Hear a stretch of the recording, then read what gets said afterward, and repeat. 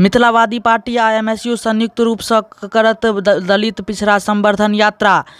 पिछड़ा आ दलित समाज के नौजवान के संगठन में जुड़वा के उद्देश्य सँ कयल जायत ई यात्रा। राष्ट्रीय प्रवक्ता मनसक सेना लहेरियासराय स्थित एमएसयू कार्यालय पर प्रेस कॉन्फ्रेंस करैत जानकारी देलनि जे एमएसयू आ मिथिलावादी पार्टी संयुक्त रूप सँ पिछड़ा दलित अल्पसंख्यक के पार्टी संगठन में जोड़ै लेल विशेष अभियान चलाओत, जकर नाम दलित पिछड़ा संवर्धन यात्रा होयत। एहि यात्रा के माध्यम सँ पिछड़ा आ दलित समाज के नौजवान के संगठन सँ जोड़ल जायत।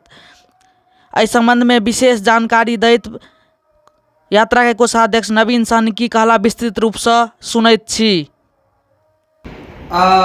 मिथिलावाद के सशक्त करे के लेल, मिथिलावाद के विचारधारा जन जन तक पहुँचावा के लेल हर वर्ग के जे छै से आवश्यकता छै। हर वर्ग के विचारधारा के में समान रूप से भागीदारी होबाक चाही। एहि के लेल हम सब मैथिल दलित पिछड़ा संवर्धन यात्रा जे आगामी 20 फरवरी से बिरौल के धरती से स्टार्ट भ के और दरभंगा और मधुबनी के तमाम प्रखंड से गुजरैत 20वीं में 1 तारीख के हम सब एकर समापन करब। एहि यात्रा के विशेष फलस्वरूप एकेटा उद्देश्य छै जे जन मिथिलावाद के या मैथिल विचारधारा के या मिथिला राज्य के जखन बात एतै हर वर्ग के समान रूप से समान हिस्सेदारी छै। कोनो विशेष वर्ग के ई जे छै से मिथिला राज्य के कल्पना केनाइ बेगर असंभव छै। हर वर्ग के समान योगदान चाही।